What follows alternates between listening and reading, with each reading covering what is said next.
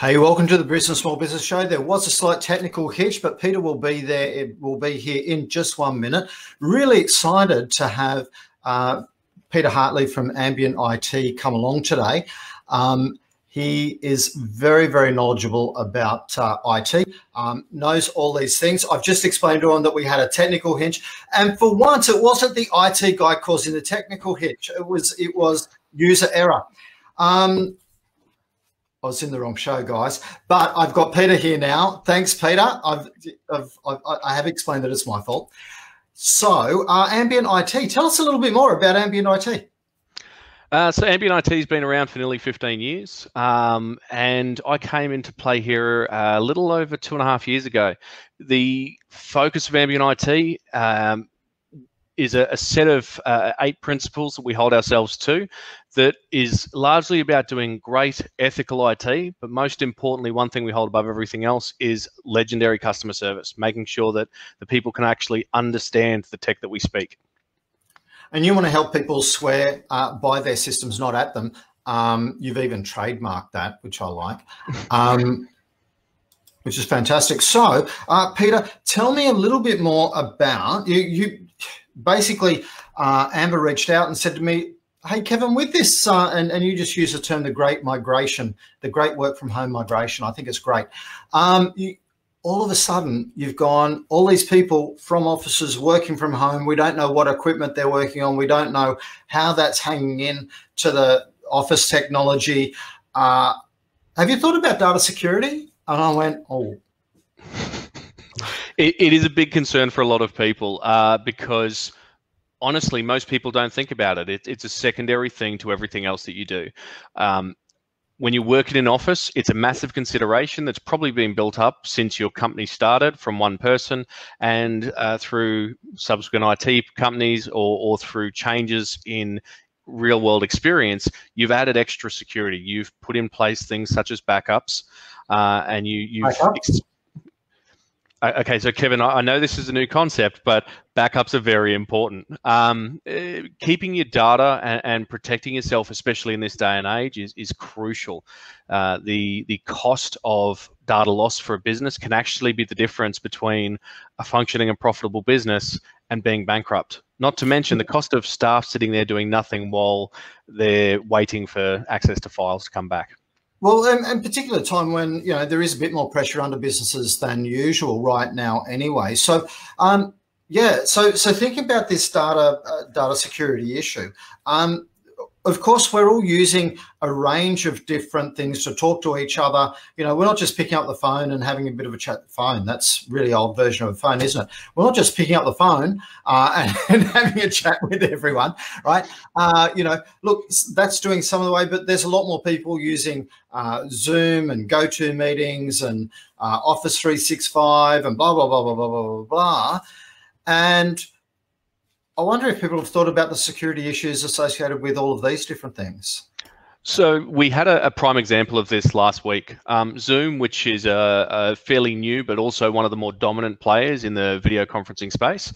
They've jumped in, they've launched a fantastic product that it was heavily used. At the point in time that we were forced into, as previously referred, the great work from home migration, it was the fastest way to enable people to communicate effectively with their team and with their customers. And it just worked. It did. Zoom themselves have come out and admitted that they weren't ready for it. There were a few security issues that have come up in the last week. Thankfully, as long as you're running the most up-to-date version of Zoom, those issues have been resolved, and security is a high priority for them. Other companies such as Microsoft spend somewhere in the scope of $1 billion a year on digital security for their customers' end, and so a lot of those considerations and protections are built in and in place. And it's really important. Well, hang on, you said $1 billion, right? Yeah, billion with a B. So Microsoft spend more. And they still have all of these funny little bugs in there. Look, while we do expect that no company is perfect, the reality is no company is actually equipped for what happened. Zoom has seen in the last 3 months a growth of 2,100%. Microsoft in the last 30 days in Australia have seen a growth in the use of Teams of 700%. Now you can imagine if today you're going to work, driving your car into town, and tomorrow there were 8 times as many cars on the road, it just wouldn't work. Thankfully, tech companies are equipped to handle this sort of rapid change. Absolutely, they kind of stop, and as much as we've always banged on about the unreliability of the tech industry for years, and not taking responsibility for stuff, they do get together and they do fix things really quickly when they're coming together. So, we're in a heavily reliant situation, and a lot of people are going to be working from home. They're going to be using their own devices rather than using the company. Every company didn't have a laptop for every single person, right? A lot of companies weren't even prepared for people to be working from home. And so they had to go and all of a sudden reimagine that side of it. I imagine you guys have been a little bit busy. We have been, but I mean, even our own supply chains weren't equipped for it. We usually work on the theory that if there's 10 laptops in stock with a particular supplier, there'll be 10 laptops in stock of that brand in 7 or 8 days, when usually that's our window of when people accept quotes. What we're seeing is a massive change in that, where in the morning at 9 o'clock, there can be 50 plus laptops in stock with a supplier, and by 2 o'clock in the afternoon, they're gone. There is a national webcam shortage and headphone shortage, naturally, because we're changing the way that we work. So with more people using bring your own device or their home equipment, there's a lot of considerations that need to come into play with that. There's a few key points about antivirus, especially because most home users don't want to spend money on antivirus. They don't understand the benefit of spending $50 or $60 a year on a good antivirus versus getting the free one from Avast or AVG. Now, the reason I highlight those 2 companies is last year, those 2 companies were called out for what I like to consider that if it's free, you're the product. So with those 2 companies, they tracked your online movements, they uploaded them to their own server, so they knew every single thing about you because you chose to opt in for a free product, which is why we'd always recommend a paid version. But surely that would be against the privacy laws and stuff. Unfortunately, while it may be against the privacy laws if we weren't aware, how many times have you clicked yes, yes, next, next, next when installing a piece of software and didn't read the legal boilerplate at the start? Bloody hell. So one too many, obviously. Now, so what would be the top 3 different antivirus things you'd be suggesting? So Microsoft have built in Windows Defender in their Windows 2010. It's a great product. It's free. But in this case, the product you're paying for is Windows 2010 that sits on Windows 10, sorry, that sits underneath this entire platform. You've paid for it up front. So you literally are paying for it. That's just part of your subscription to Windows. Yeah, cool. Yeah, part of your cost of Windows. Otherwise, we do have great tools like Malwarebytes is a fantastic product to protect you against ransomware and malware. And we'd also say tools like WebRoot or ESET. I mean, there's a massive amount on the market, and it does change month to month. So we're always trying to keep on top of that to give our customers the best solutions. Cool. So the first thing we want to think about is we're now all working from home. Do all the devices that are hanging together, are they all, do they all have antivirus? Because we only need one of them not to, and then it gets spread amongst our team pretty quickly. What's the next thing we need to start? You talked about backups. Yeah, so backups are really important because we've changed the way that we work. Previously, when you worked in an office, you'd have a server sits over in the corner, or you're working within a cloud environment. If you're working within a cloud environment, chances are you're already 90% of the way covered. It's still worth a look at where your data sits for legal compliance, making sure that you're within Australian sovereignty so that your data exists over here on servers, most of which live in Sydney, Melbourne, or Perth. Then the other side of that is if you are in an environment where you work from a server, you might be using a VPN to access that. But you need to make considerations about not copying files or not having your staff copy files to their local machines, because the second it's on a local machine, it's not protected, it's not covered, and in almost all cases, it's not backed up.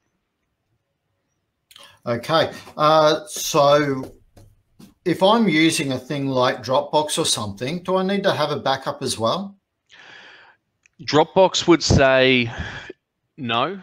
However, Microsoft have a comparative product in OneDrive or SharePoint. Google have a comparative product in Google Drive or FileStream. Those products that those two major providers have, both of them say, while we cover and protect, we do not consider this a full backed up solution, which is why there's a lot of partners that offer what's called alternate cloud backup. If Microsoft Cloud goes offline for whatever reason, and it would be a truly catastrophic event to take that out, with alternate cloud backup, your second set of data may be sitting within a data center that belongs to Amazon. So look, there I'm are just great making options. a general rule. If Microsoft goes offline, so do I. And honestly, if Microsoft goes offline, I'm looking forward to my midday naps returning. So. Absolutely. So there is that alternate cloud backup that people can look for, or they could get a drive, a terabyte type drive, and that sort of stuff delivered to their home because they're not allowed to go out and buy it. What's the next consideration? After we've thought about a good antivirus, we're making sure that we're getting backed up. What's the third thing that we really need to be thinking about? Educate yourself. There's nothing more powerful than putting in the hands of the people knowledge. There is so much information out there. Technology is the fastest changing industry on the face of the planet, even more so than medical, even in these times. And so it's really important that you stay up to date and are aware of what's going on. There's a few ways you can do this. The government have a brilliant tool in place called Stay Smart Online. So it's staysmartonline.gov.au. We recommend you jump on the website, subscribe to the notifications. There's not a lot of them. They send one every 2 or 3 weeks. They post up a couple of times a week on their social media and their webpage. So this is really important. So you're going to type staysmartonline.com.au into the comments later on after we finish here. I certainly will, yes. Right? Because that is really important. If there's, hey, like, we love to bag the government, but hey, I think they've been coming into their own the last month. They've been trying to actually look after the general population, which is really cool. So staysmartonline.com.au, and that's .gov.au. .gov.au. See, I would have got it wrong. .au, and awesome. So what sort of information are they telling us? They're notifying us of things that keep coming up in a large-scale format. So the government, through the Australian Federal Police, have a service called ACORNS, which is the Australian Cybercrime, and there's a whole bunch of other stuff that I won't remember off the top of my head. But it's essentially a cybercrime reporting network where we can jump online and flag if we have received or been a victim of a scam. They use this information to identify major issues, which tend to be lately COVID-19 related. Australia Post related, because a lot of people are getting more deliveries to home, and they're email scams in most cases, but they do also notify of things such as dodgy websites that are out there that you may think that you're going to get a great deal on something, and they warn you against clicking through to those things. So there are a few little ways to protect yourself. More than 80% of all viruses that come into computers come in via email. So they're what we call user-accepted viruses. It's not that we genuinely accept them. It's not that we want them there. But when you get a bill from Telstra and you click on the link to download it and it wasn't Telstra, that's where this comes into our system. So we'd recommend that you hover over any links before you click on them. On a web browser or in Outlook, you'll see in the bottom left-hand corner of your screen, it'll tell you where the link is going to. Have a quick read of the link. You don't need to read the whole thing, but you can note in the first section, if it definitely doesn't have the company name, namely Telstra, Australia Post, in that first section, and then look just after that where it has the .com and then what comes after the .com. Because more often than not, these dodgy scam sites use foreign country domain registrations. So you'll see .co.in, which is India, .com.ru, which is Russia, .cn, China. These tend to be the hotbeds. Oh, look, there's lots of dodgy people in America too. Let's not pick on those other countries. But the important thing is, just because it says Telstra doesn't mean it is from Telstra, and that's a really critical point there. Make sure you're looking at the end part, the .com.au type thing, and every Telstra thing would have .com.au in it, so make sure that it does. So we go on to here, we get educated. What's the next thing we've got to think about? Because I've forgotten. As an owner of a business, have guidelines in place, something written down that tells your staff how to work and operate. Just because they're working from home doesn't mean that they can turn up to the office in Friday casual, especially not if they're jumping in conference calls with clients. I know, Kevin, this is a hard thing for me to deal with as well, but I have been warned that turn up with pants to all webinars. Just in case you stand up at the wrong time. It is always awkward. Absolutely. So policies and guidelines around working from home. And look, these policies and guidelines need to go beyond just your IT stuff, because if you don't have a policy and guideline and your staff member falls down the stairs while working from home, guess what? It's the company that can get hit with a third-party claim at that stage. So you got to look out for those sort of things as well. So definitely have policies and guidelines. There was another point that we'd talked about recently that I was going to bring up, and I've forgotten what it is. So antivirus backup, self-educate, policy and guidelines. Is there one more thing that we need to think about? I'd say the one big thing is while educating yourself, while protecting yourself in all these ways is important, it's important to realize that the equipment that you have in your home is not the same as what you would have in the office.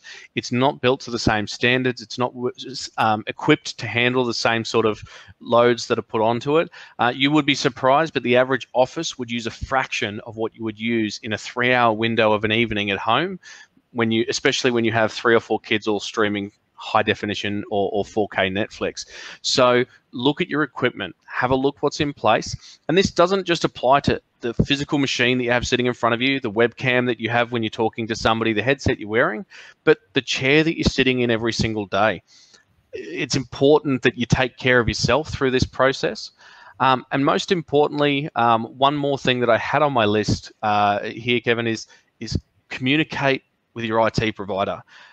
Whether that be us or somebody else within the BSB group, it's really important to work with those people so that they understand what you're going through and what you're facing, and they can help you get through it in a way that is both safe, that considers the way that your data is used and handled, and that helps you get out the other side of this without having blown your budgets, while making sure that you are protected, and so that you can have smooth sailing with this. Because the worst part of getting a virus or a ransomware, it's not the downtime, it's not the cost to your business to recover and retrieve, it's a cost to your reputation when you accidentally spam 3,500 customers and then 10 or 12 of them get a virus because you've accidentally sent that out unknowingly.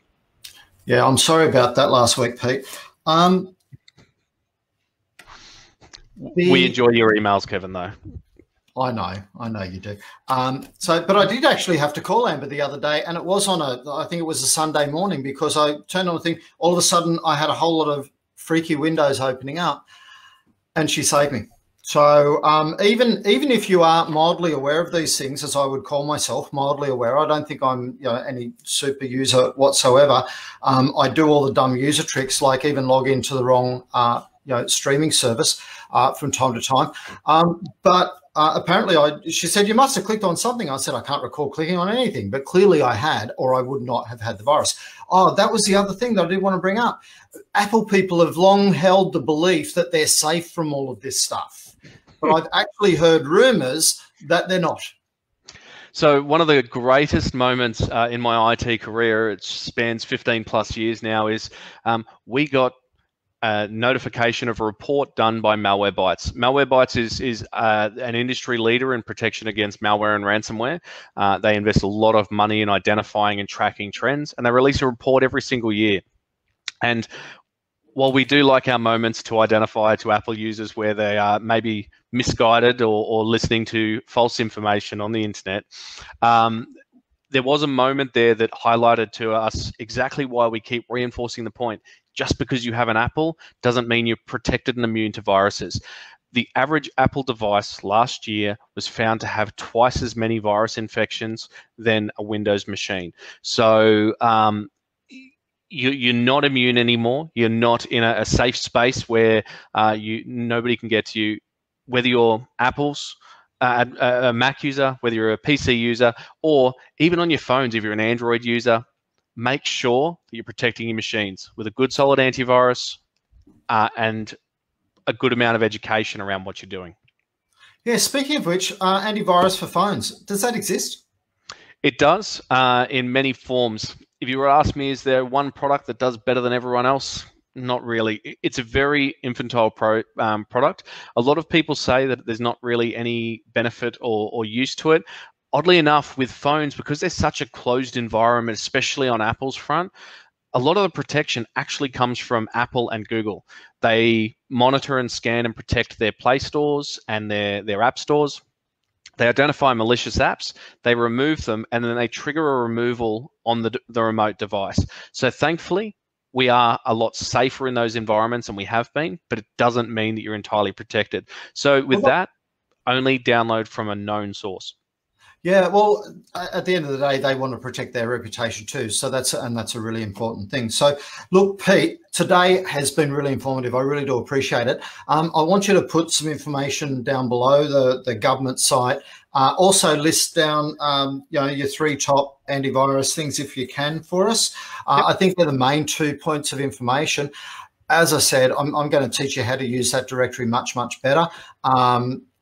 Actually use it would be a good start. So we'll chat a bit more about that like early next week. But thank you very much for coming on and reaching out and asking, hey, could we get people to think about this? Because up until then, I was one of those people who, because I drift between an office and home with the same laptop, and basically I have replicated the 2 spaces to be the same.